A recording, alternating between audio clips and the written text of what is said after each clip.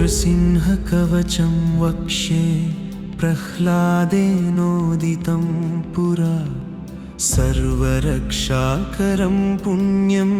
सर्वोपद्रवनाशनम् सर्वसम्पत्करं चैव स्वर्गमोक्षप्रदायकं ध्यात्वा नृसिंहं देवेशं हेमसिंहासनस्थितम् विवृतास्यं त्रिनयनं शरदिन्दुसमप्रभं लक्ष्म्यालिङ्गितवामाङ्गं विभूतिभिरुपाश्रितम् चतुर्भुजं कोमलाङ्गं स्वर्णकुण्डलशोभितं सरोजशोभितोरस्कं रत्नकेयूरमुद्रितम् तप्तकाञ्चनसङ्काशं पीतनिर्मलवासनम्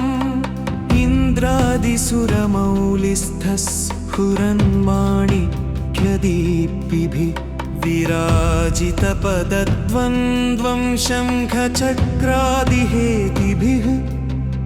गरुत्मता सविनयं स्तूयमानं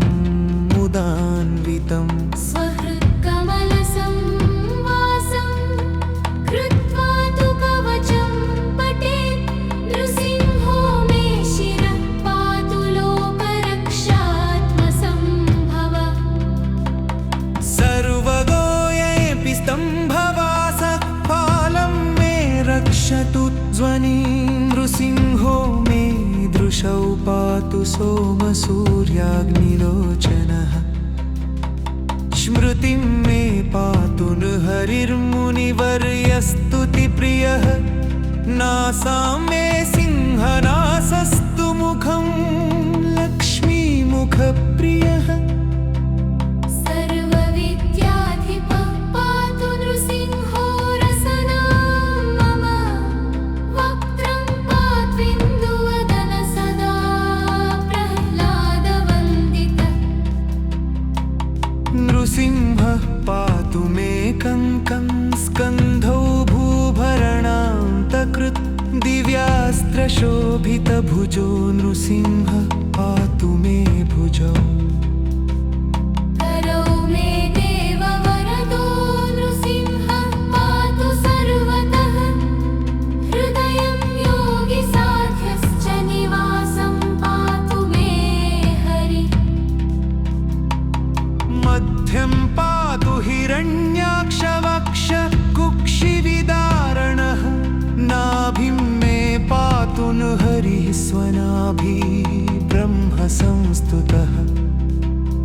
ब्रह्माण्डकोटयः कट्यां यस्यासौ पातु मे कटिं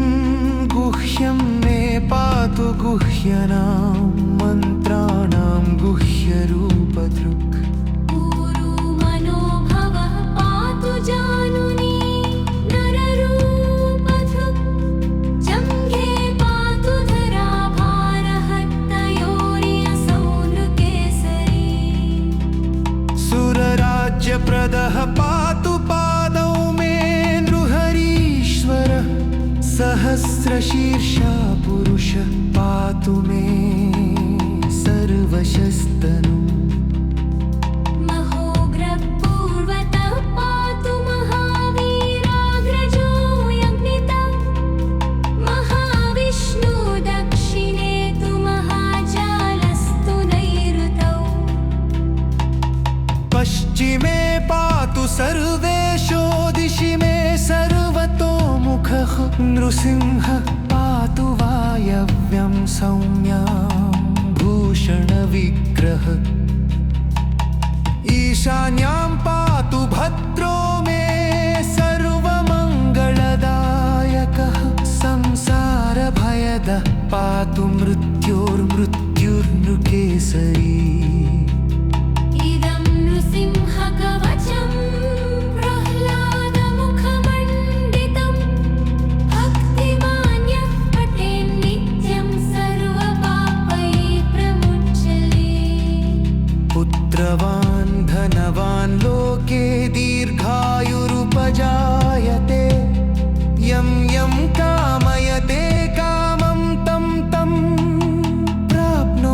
संशयम् सर्वत्र जयमाप्नोति सर्वत्र विजयी भवेत् भूम्यन्तरिक्ष दिव्यानां ग्रहाणां विनिवारणम्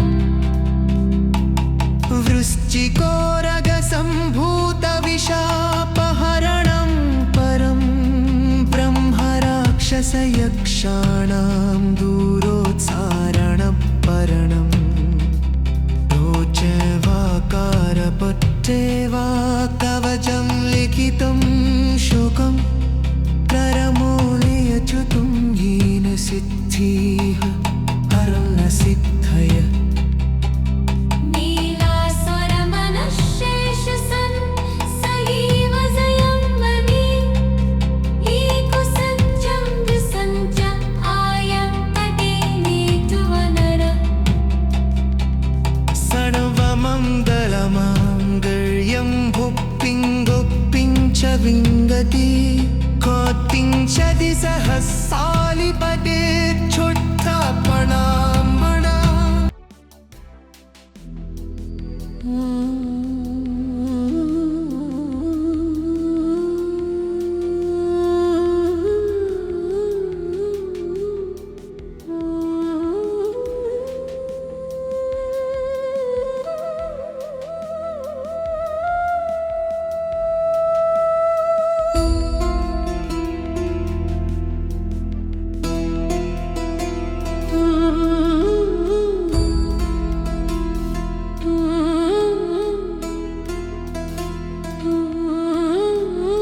नृसिंहकवचं वक्ष्ये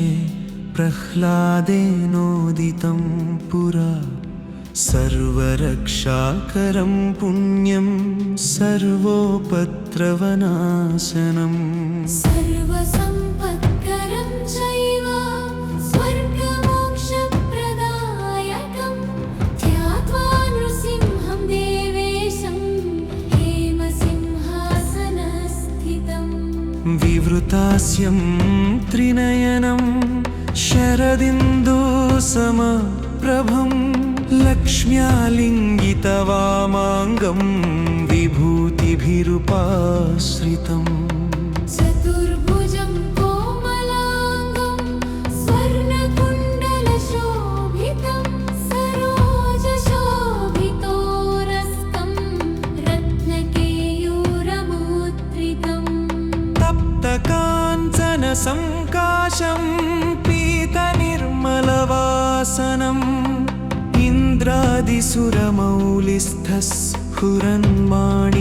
इन्द्रादिसुरमौलिस्थस्फुरन्माणिक्यदीप्तिभिः विराजितपदद्वन्द्वं शङ्खचक्रादिहेतिभिः गरुत्मता सविनयं स्तूयमानं मुदान्वितम् स्वहृत्कमलसंवासं कृत्वा तु कवचं पठेत् नृसिंहो मे शिरः पातु लोकरक्षात्मसम्भव सर्वगोयेऽपि स्तम्भवासः फालं मे रक्षतु ध्वनिं नृसिंहो मे दृशौ पातु सोमसूर्याग्निलोचनः स्मृतिं मे पातु नृहरिर्मुनिवर्यस्तुतिप्रियः नासां मे सिंहनासस्तु मुखं लक्ष्मीमुखप्रियः सर्वविद्याधिपः पातु नृसिंहो रसनां मम वक्त्रं पात्विन्दुवदन सदा प्रह्लादवन्दितः नृसिंहः पातु मे कङ्कं स्कन्धौ भूभरणान्तकृत् दिव्यास्त्रशोभितभुजो नृसिंहः पातु मे भुजौ करौ मे देववरदो नृसिंहः पातु सर्वतः हृदयं योगिसाध्यश्च निवासं पातु मे हरि मध्यं पातु हिरण्याक्षवक्ष कुक्षिविदारणः नाभिं मे पातु नृहरिः स्वनाभिः संस्तुतः ब्रह्माण्डकोटयः कट्यां यस्यासौ पातु मे कटिं गुह्यं मे पातु गुह्यनां मन्त्राणां गुह्यरूपधृक्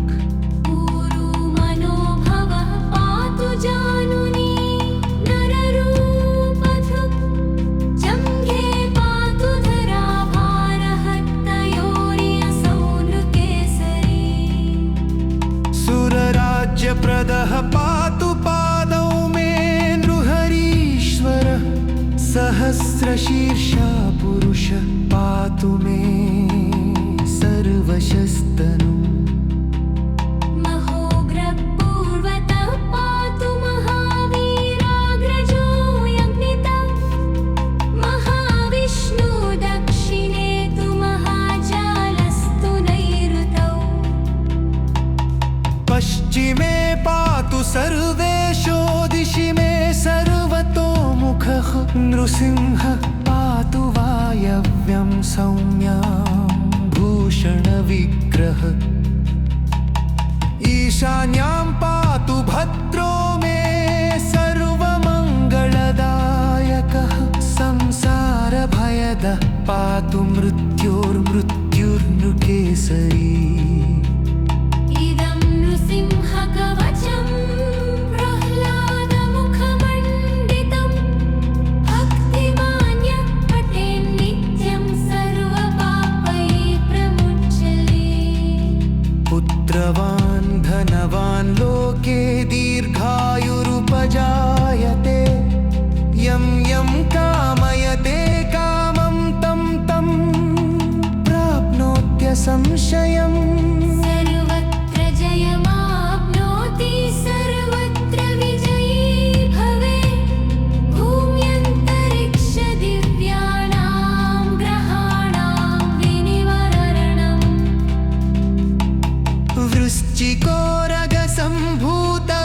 वृश्चिकोरगसम्भूतविशापहरणं परं ब्रह्मराक्षसयक्षाणां दूरोत्सारणं परणं रोचवाकारपट्टे वा कवचं लिखितं शोकं करमूलयच्युतं येन सिद्धिः हरनसिद्धयः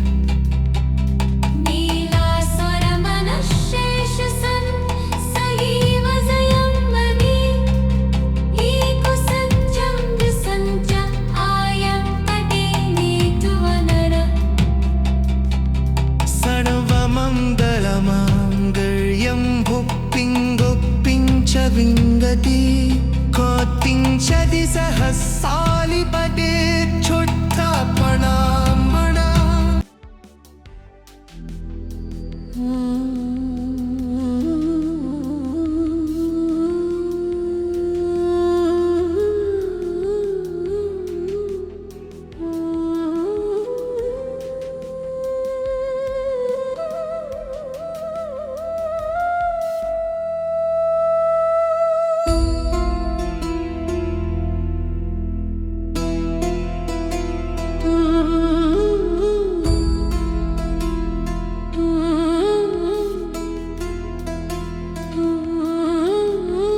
नृसिंहकवचं वक्ष्ये प्रह्लादेनोदितं पुरा सर्वरक्षाकरं पुण्यं सर्वोपद्रवनाशनम् सर्वसम्पत्करं चैव स्वर्गमोक्षप्रदायकं ध्यात्वा नृसिंहं देवेशं हेमसिंहासनस्थितम् विवृतास्यं त्रिनयनं शरदिन्दुसमप्रभं लक्ष्म्यालिङ्गितवामाङ्गं विभूतिभिरुपाश्रितम् चतुर्भुजं कोमलाङ्गं स्वर्णकुण्डलशोभितं सरोजशोभितोरस्कं रत्नकेयूरमुद्रितम् तप्तकाञ्चनसङ्काशं पीतनिर्मलवासनम् इन्द्रादिसुरमौलिस्थस् स्फुरन्माणिक्यदीप्तिभिः विराजितपदद्वन्द्वं शङ्खचक्रादिहेतिभिः गरुत्मता सविनयं स्तूयमानं मुदान्वितम् स्वहृत्कमलसंवासं कृत्वा तु कवचं पठेत् नृसिंहो मे शिरः पातु लोकरक्षात्मसम्भवः सर्वगोऽयेऽपि स्तम्भवासः फालं मे रक्षतु ध्वनिं नृसिंहो मे दृशौ पातु सोमसूर्याग्निलोचनः स्मृतिं मे पातु नृहरिर्मुनिवर्यस्तुतिप्रियः नासां मे सिंहनासस्तु मुखं लक्ष्मीमुखप्रियः सर्वविद्याधिपः पातु नृसिंहो रसनां मम वक्त्रं पात्विन्दुवदन सदा प्रह्लादवन्दितः नृसिंहः पातु मे कङ्कं स्कन्धौ भूभरणान्तकृत् दिव्यास्त्रशोभितभुजो नृसिंहः पातु मे भुजौ करौ मे देववरदो नृसिंहः पातु सर्वतः हृदयं योगिसाध्यश्च निवासं पातु मे हरिः मध्यं पातु हिरण्याक्षवक्ष कुक्षिविदारणः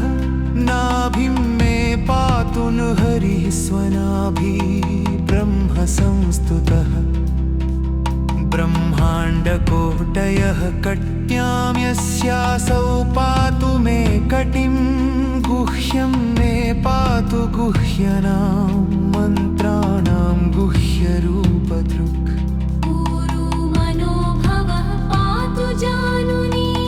नररूपधृक् जङ्घे पातु धराभारहत्तयोर्यसौ नृकेसरी सुरराज्यप्रदः पातु पादौ मे नृहरीश्वरः सहस्रशीर्षा पुरुषः पातु मे सर्वशस्तनुम् महोग्रपूर्वतः पातु महावीराग्रजो यज्ञितः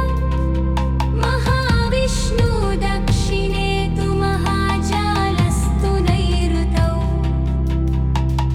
पश्चिमे पातु सर्वेशो दिशि मे सर्वतोमुखः नृसिंहः पातु वायव्यं सौम्यां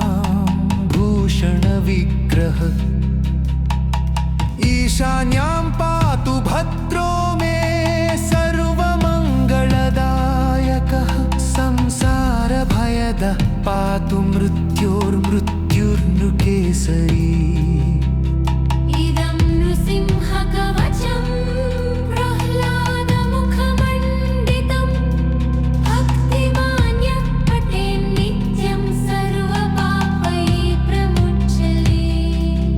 पुत्रवान् धनवान् लोके दीर्घायुरुपजायते यं यं कामयते कामं तं तं प्राप्नोत्यसंशयम् सर्वत्र जयमाप्नोति सर्वत्र विजयी भवेत् भूम्यन्तरिक्षदिव्यानां ग्रहाणां विनिवारणम् वृश्चिकोरगसम्भूतविशापहरणं परं ब्रह्मराक्षसयक्षाणां दूरोत्सारणं परणम् रोचवाकारपट्टे वा कवचं लिखितं शोकं प्ररमोलयच्युतं येन सिद्धिः हरलसिद्धयः नीलास्वरमनःशेषसन् सगीव जयं ममी ईकुसञ्चं द्विसञ्च आयं तटे नेतुवनर सर्वम सर्वमङ्गलमाङ्गल्यं भुक्तिं गुप्तिं च विन्दति कोत्तिं च दिसहसालिपते छुट्टापणाम्बणा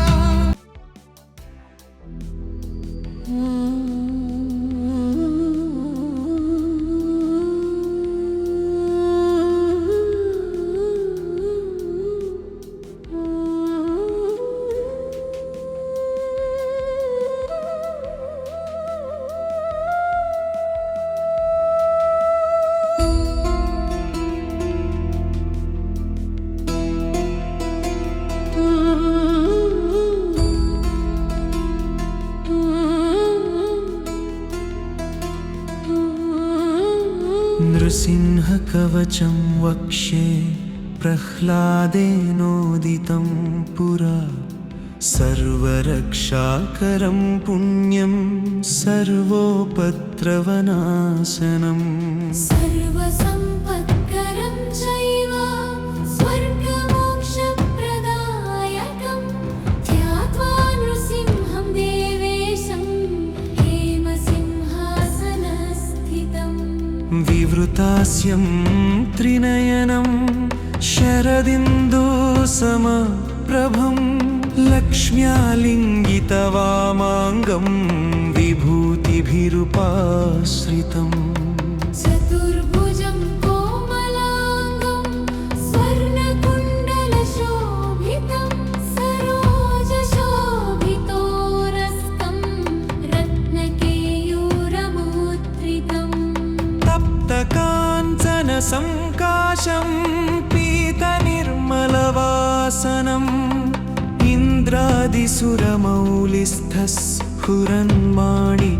इन्द्रादिसुरमौलिस्थस्फुरन्माणिक्यदीप्तिभिः विराजितपदद्वन्द्वं शङ्खचक्रादिहेतिभिः गरुत्मता सविनयं स्तूयमानं मुदान्वितम् स्वहृत्कमलसंवासं कृत्वा तु कवचं पठेत् नृसिंहो मे शिरः पातु लोकरक्षात्मसम्भव सर्वगोयेऽपि स्तम्भवासः पालं मे रक्षतु ध्वनिं नृसिंहो मे दृशौ पातु सोमसूर्याग्निलोचनः स्मृतिं मे पातु नृहरिर्मुनिवर्यस्तुतिप्रियः नासां मे सिंहनासस्तु मुखं लक्ष्मीमुखप्रियः सर्वविद्याधिपः पातु नृसिंहो रसनां मम वक्त्रं पात्विन्दुवदन सदा प्रह्लादवन्दितः नृसिंहः पातु मे कङ्कं स्कन्धौ भूभरणान्तकृत् दिव्यास्त्रशोभितभुजो नृसिंहः पातु मे भुजौ करौ मे देववरदो नृसिंहः पातु सर्वतः हृदयं योगिसाध्यश्च निवासं पातु मे हरिः मध्यं पातु हिरण्याक्षवक्ष कुक्षिविदारणः नाभिं मे पातु नृहरिः स्वनाभिः ब्रह्मसंस्तुतः ब्रह्माण्डकोटयः कट्यां यस्यासौ पातु मे कटिं गुह्यं मे पातु गुह्यनां मन्त्राणां गुह्यरूपधृक् मनोभवः पातु जानुनी नररूपधृक् जङ्घे पातु धराभारहत्तयोर्यसौ नृकेसरी सुरराज्यप्रदः पातु पादौ मे नृहरीश्वरः सहस्रशीर्षा पुरुषः पातु मे सर्वशस्तनु महोग्रपूर्वतः पातु महावीराग्रजो यज्ञितः महाविष्णु दक्षिणे तु महाजालस्तु नैऋतौ सर्वेषु दिशि मे सर्वतोमुखः नृसिंह पातु वायव्यं सौम्यां भूषणविग्रह ईशान्यां पातु भद्रो मे सर्वमङ्गलदायकः संसारभयदः पातु मृत्योर्मृत्युर्नृकेसरी इदं नृसिंहकवचं प्रह्लादमुखमण्डितं भक्तिमान्यः पठेन्नित्यं सर्वपापैः प्रमुच्यते पुत्रवान् धनवान् लोके दीर्घायुरुपजायते यं यं कामयते कामं तं तं प्राप्नोत्यसंशयम् सर्वत्र जयमाप्नोति सर्वत्र विजयी भवेत् भूम्यन्तरिक्षदिव्यानां ग्रहाणां विनिवारणम्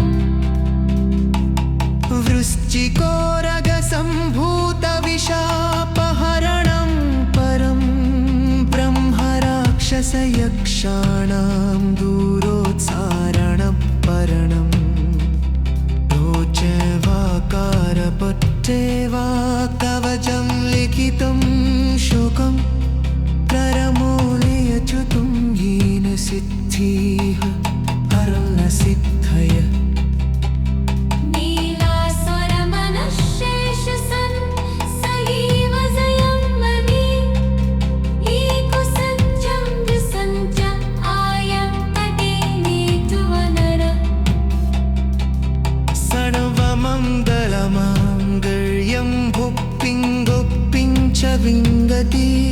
कोत्तिं च दिशः सालिपटे क्षुत्थपणाम्बणा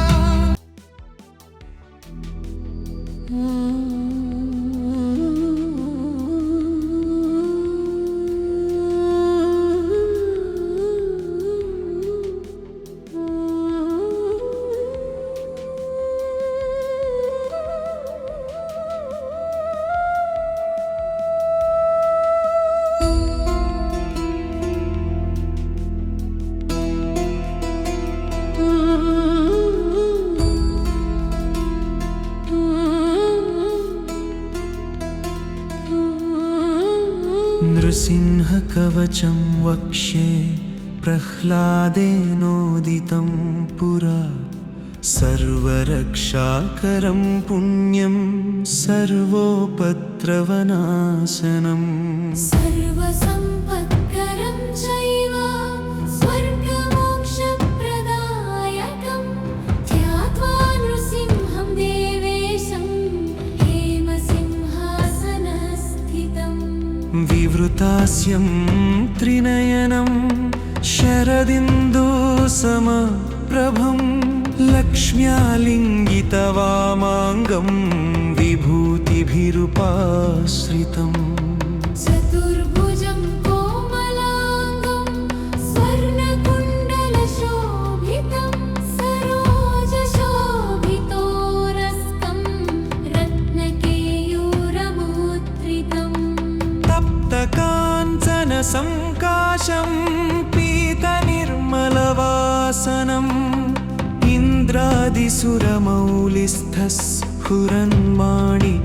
इन्द्रादिसुरमौलिस्थस्फुरन्माणिक्यदीप्तिभिः विराजितपदद्वन्द्वं शङ्खचक्रादिहेतिभिः